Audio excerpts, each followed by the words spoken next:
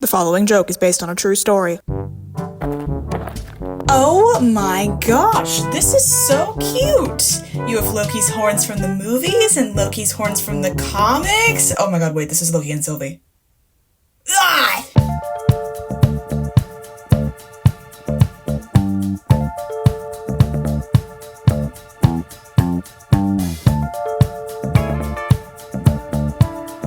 Okay, listen. I can recognize that this is a really specific and really stupid thing to be complaining about. I am very aware of how it sounds to be like, oh my god, this specific costume piece isn't exactly the way it was in the comics. How dare they? I'm so upset. Time to complain online.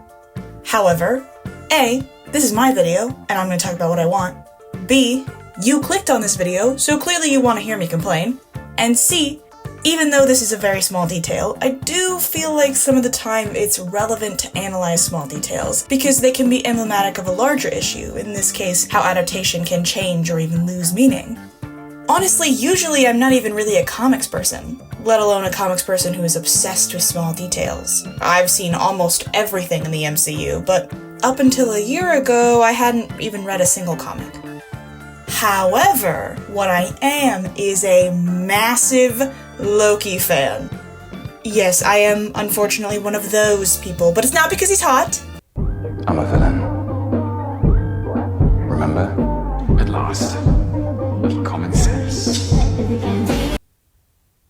Well, that's not the only reason. And I don't just love movies Loki, I like comics Loki just as much, if not more. He's probably my favorite character, but if I get started talking on everything I like about him, this video would be 12 hours long, so I cannot do that as much as I want to. That's honestly why I'm making this video, mostly to talk about how good the comics are, but also to talk about how the series fails the comics in adaptation.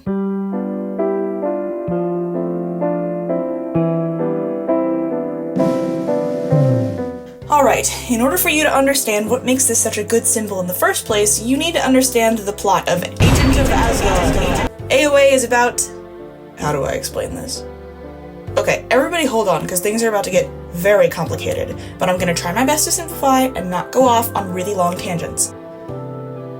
You see, there's Loki 1, the original, who was like an evil guy, but he was killed and reincarnated into Loki 2. Just stay with me here. Kid Loki was good, but because he was still the god of lies, he was all, oh no, I'm still evil! And those insecurities manifested themselves into a real being, just stay with me here, and that being killed and replaced Kid Loki, becoming Loki 3. Just stay with me! I know it's weird! Please don't click off, no!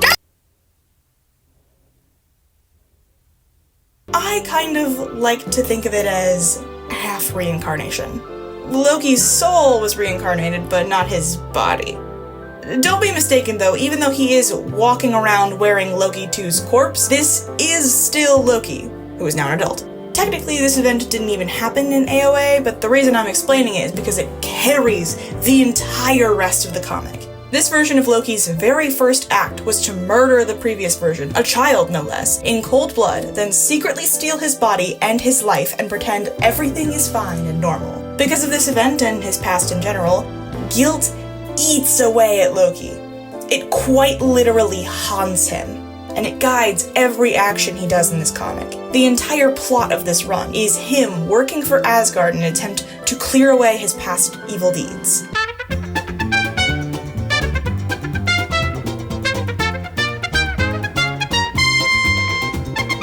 He is desperate to make himself seem to be a good person in the public's eye, but every single thing that Loki does for Asgard doesn't really change their opinions of him. Despite doing things that Asgard deems as good, they still only see him as the god of lies. That mentality is what creates the villain in this comic run, Loki. Yes, Loki is even the villain in his own comic, but more specifically, this is King Loki. He's Loki from the future. You thought it was weird before, but now there's time travel. In King Loki's timeline, he completed all his tasks, he did his good deeds, and completely changed into this new, great, better person.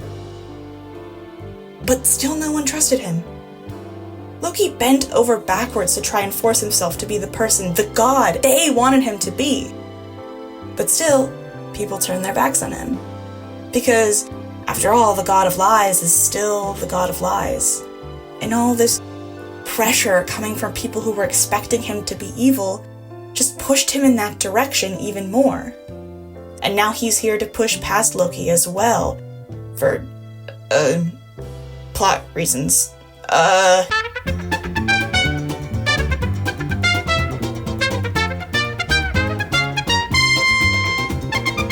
Where was I? I've lost my train of thought. Oh, Loki forcing himself to be good. Right. Past Loki does it too. In the current timeline, there's a part in the comic where Loki literally gets to be Thor. Because... this is so complicated! Oh, I guess that one was short. Anyways, Loki gets everything he wanted. The people of Earth and Asgard see him as a hero, he has a hot girlfriend, all of the guilt of the past is just gone, and the hammer deems him worthy. That's right, Loki in the comics picks up the hammer. But it very quickly ends when the spell is reversed, because underneath all of it, he's still Loki. He's not Thor, and he's never going to be Thor. He's never going to be what the hammer deems as worthy. Right after this is when his horns are broken by his very own brother. Loki, at his lowest point, comes clean about what happened to Kid Loki, and his entire family immediately abandons him. And just like King Loki, he's alone. Except he isn't. There's one very important character that I haven't mentioned this entire explanation. Loki's best friend with the ability to see the truth, Verity. A friend he only has in this version of the timeline.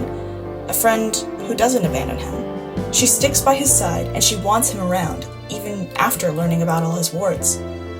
Towards the end of the comic, Loki is handed a hard choice. To die like Kid Loki did. Or become evil like the first Loki and King Loki. These are his only options, his destiny. And when faced with that destiny, he says no. No. Instead, he will become something new. Right. What is a lie when it's at home? Anyone? Is it the depressed little voice inside whispering in my ear telling me to give up? Well, I'm not giving up. Not for that part of me that hates myself, that wants me to wither and die. Not for you. Never for you. What's a lie, Verity? A lie is a story told. That's all. Loki, what are you... And we can rewrite our stories. All of us. Write our own happy endings, our own redefinitions. We don't have to be what we're told to be, even by ourselves. But if you really want to change, you can't just trick yourself into thinking you already have. It's never a trick worth playing. Is this goodbye or see you later? It's see you later. Please. I'll do my best. You'll see me again, Verity. But maybe not this me. I have a friend who believes in me. I have a brother whom I love. And I am my own and will not sit long in any box built for me. These things are right. These things will keep. As for the rest, that's still a different story.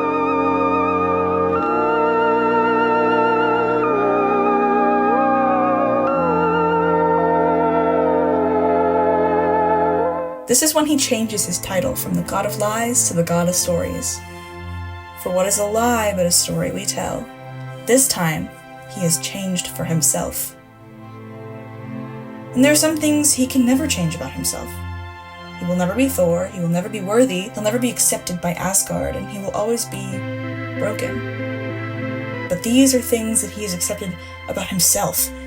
His own acceptance is the only reason he is ever able to make himself into something better, not the acceptance of someone else. This is the theme presented in the entire comic. And you want to know what else isn't really relevant but is also cool?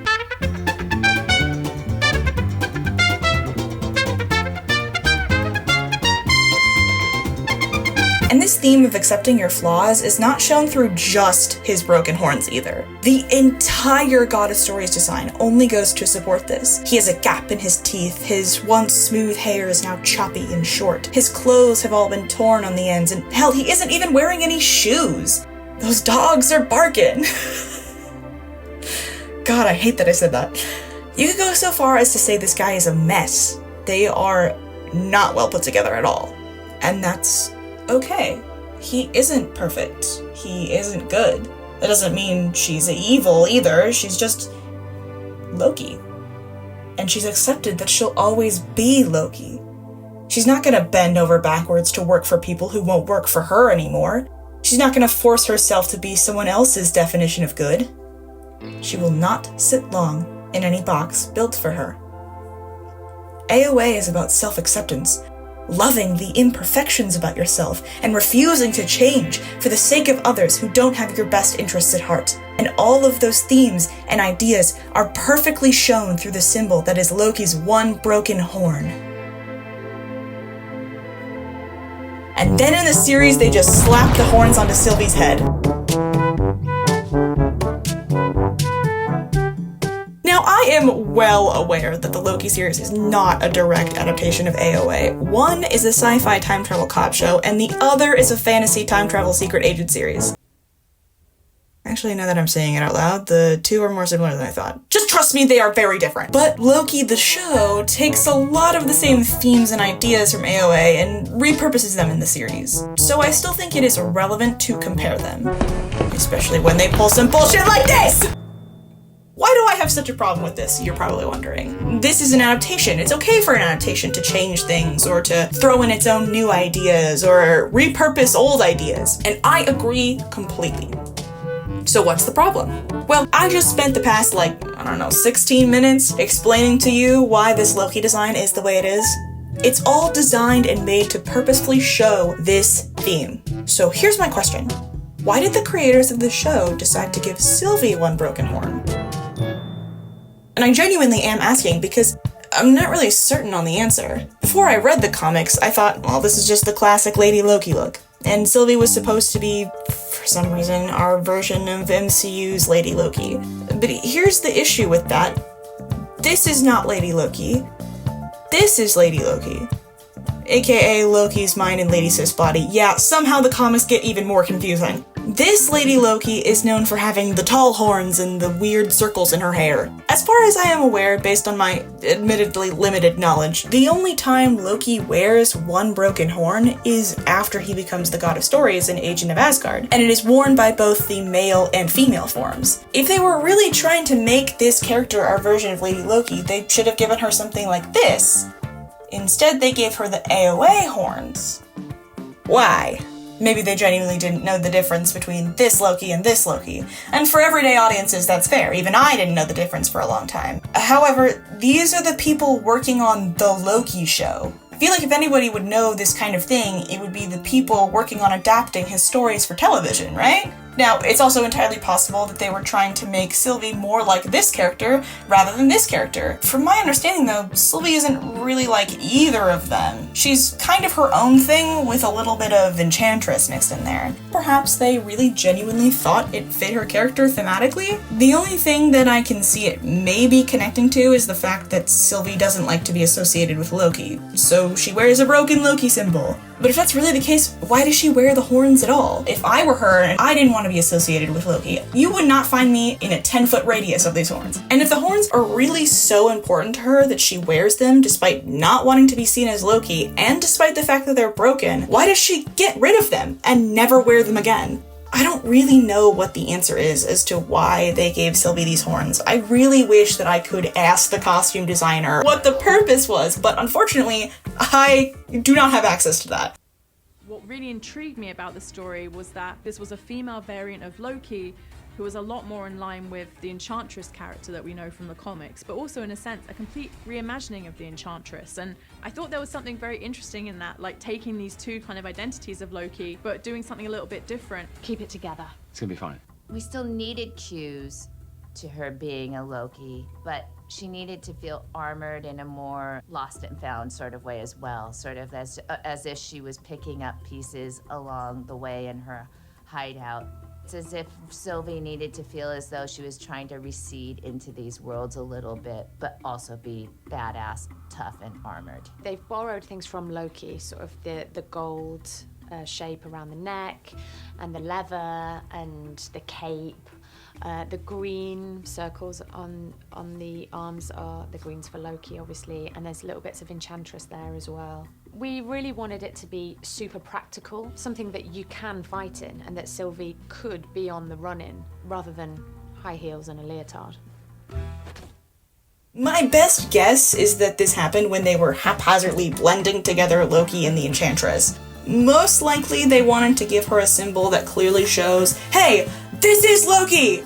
But was different enough that the two symbols wouldn't be confused. And then she gets rid of them so you don't think about the fact that she's a Loki later on. I also think that this is why there are parts of her that don't really give off Loki.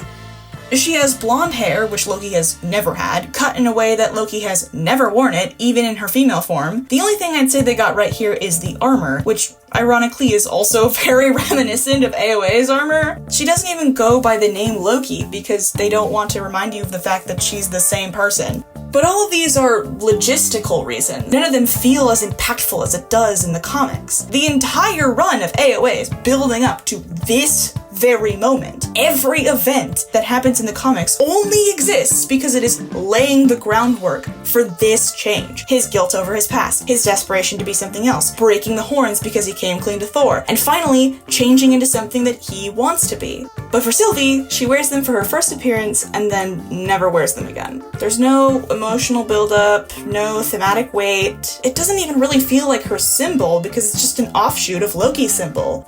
It's just a costume piece. And that's really sad. Could you imagine if other adaptations did this with more famous symbols? Hey, I'm working on an adaptation of The Great Gatsby, where everything in Gatsby's house is lit with green lighting. Doesn't that sound cool? Isn't the point of the green light that it's something Gatsby can never reach? Well, it references the original book, and everyone loves a good reference. I'm also working on a Moby Dick adaptation where he catches the whale. You don't understand the original purpose of the story, do you? Wait. What about this? The picture of Dorian Gray, but they're brothers. And here's the really unfortunate thing. The movies are always gonna have more cultural relevance than the comics. Comics are very hard to get into as it's hard to know exactly where to start. I mean, I picked AOA as a place to start because I heard it was good, and it was really good. It was also highly confusing, and I really should not have started with that one. Even just to explain the plot to you now, I had to explain the plot of another comic, and then some of the time, the plot continues in a completely different run. So now you're having to get your hands on like 10 other thin little comics. Meanwhile, the movies, yes, they can be confusing and a lot, but all you really need is a Disney Plus subscription and several hours of time. Hell, Endgame became the highest grossing movie ever.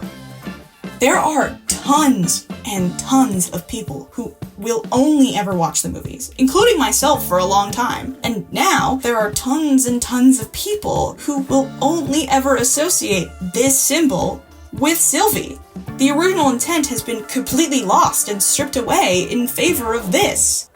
I love this comic a lot. This is not a joke when I say this. I wrote an 8-page psychology paper on this comic for a class, and you better believe I got a fucking 99%. If I were to ever get a tattoo, I would want that tattoo to be of the broken horns. The only thing is it terrifies me that if I ever did get that as a tattoo, someone would point at it and say, "Oh, I love Sylvie." Then I would unfortunately have to kill them, and that's a whole other mess I don't want to deal with. Could you imagine the cleanup? And I think this small problem goes to show a larger problem throughout the whole show.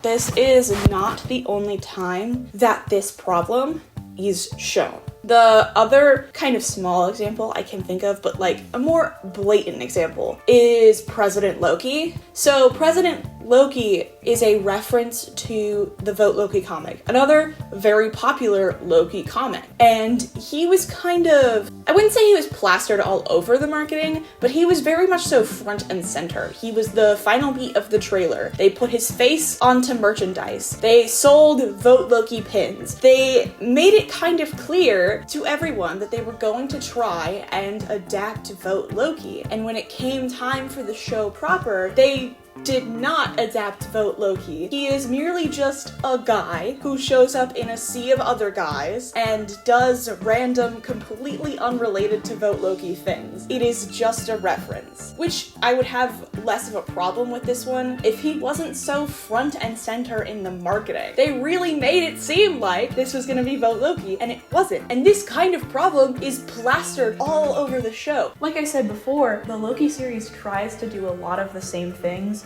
that AOA does, but falls short of it. In AOA, the evil version of Loki represents every single thing that he hates about himself. It's past actions that she regrets, and a future that she is terrified is her destiny. She's afraid that she's only meant for an endless cycle of desperately trying to be good, only to fall short and turn out even more evil than before.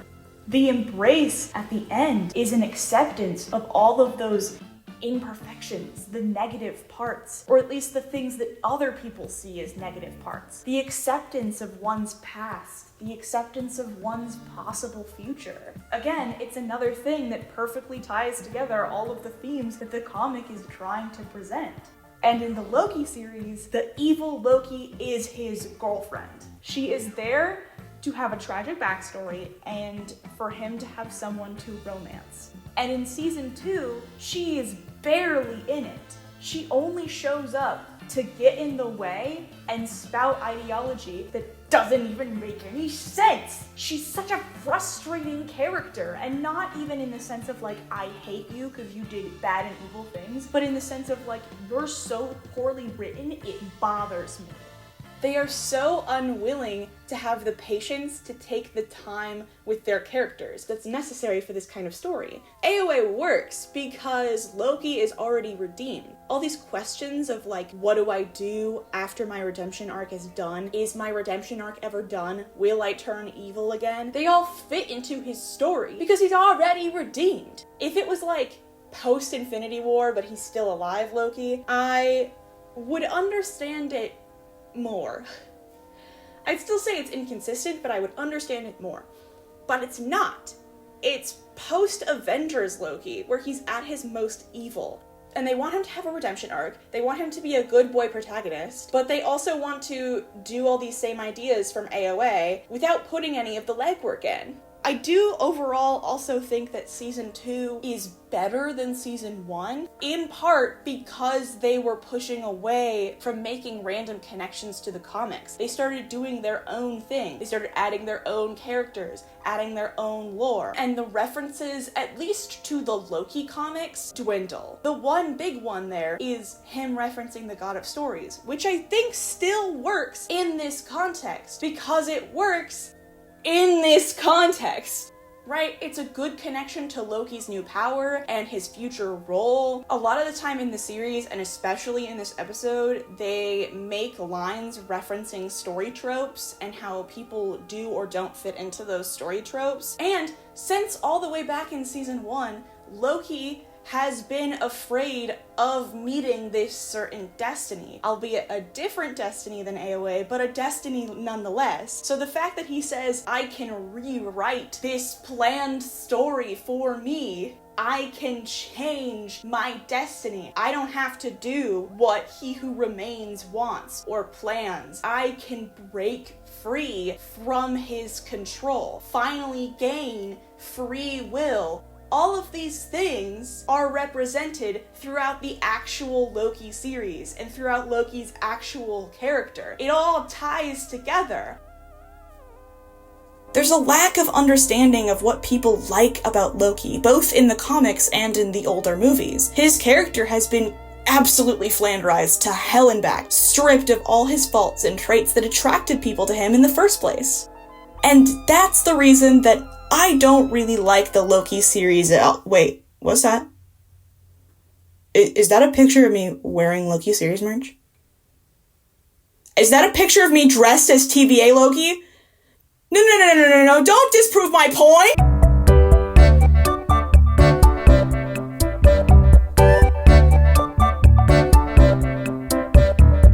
Fuck, okay, Yes, fine, I like the Loki series. I would go so far as to say I love the Loki series. I own so much merch from the show that just by looking at a Hot Topic, it burns another hole in my wallet. When the pilot first released, I watched it 10 times in the week waiting for the second episode. And since then, I have seen every other episode at least 3 times. This show has taken up so much brain space in my head that I have an entire not-so-secret Google Doc called Changes I'd Make to the Loki series that even goes so far as to have full scenes written out.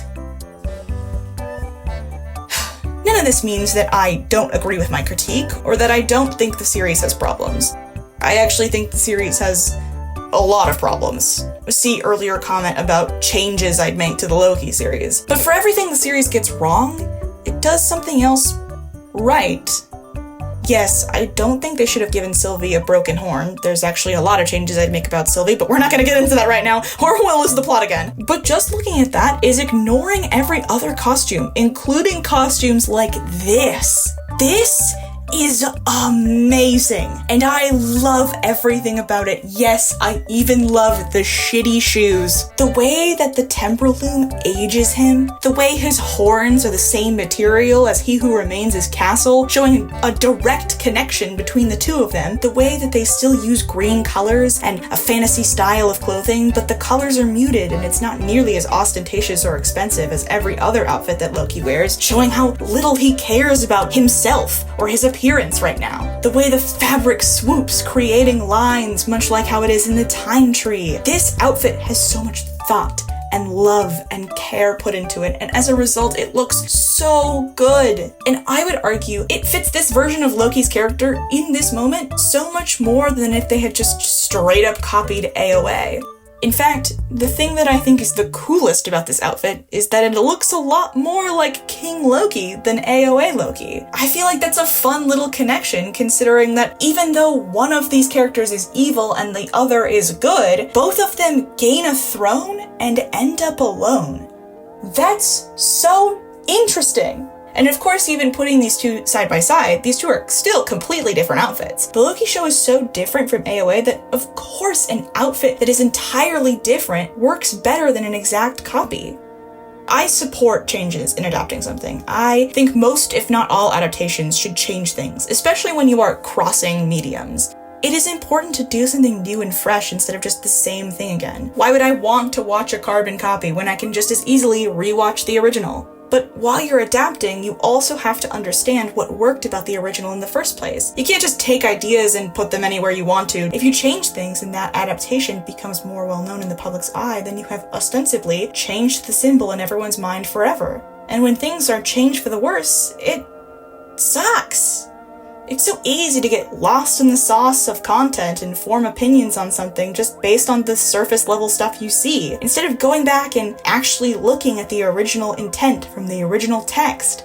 If you're gonna do something new, do something new. If you're gonna take an idea, take an idea.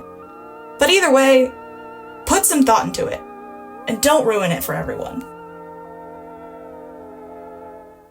So, while I was in the middle of editing this video, I found that there is actually a Loki series art book that I didn't know existed until now. Probably should have, but didn't know.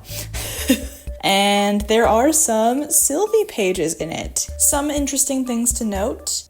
One, they did consider making her the Lady Loki that is called Lady Loki design, which, I could have been Turbo! A little upsetting that we didn't get to see that in live action. But also, I do actually agree with the director's point that it doesn't really fit this character, like, at all. The other interesting and much more relevant thing to note is this page right here, with this paragraph right here.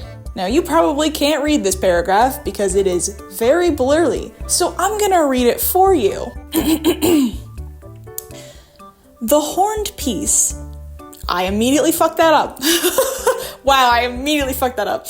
The horned headpiece is an iconic, distinguishing element that audiences expect a Loki to have. Director Kate Herron really wanted to use the broken horn look from the comics. Really wanted to have the broken horned look. Why? Why? Why? Why? Why? Why? Why? Why? Why did you want that look? Tell me why. I have so many questions. How did she break the horn? What made you decide that it was broken? Tell me why you wanted the broken horn. What does it add that it's a broken horn, other than it just being a reference? Why? Why does Sylvie get the broken horn? Tell me. Don't drag me away. I have questions. Tell me why.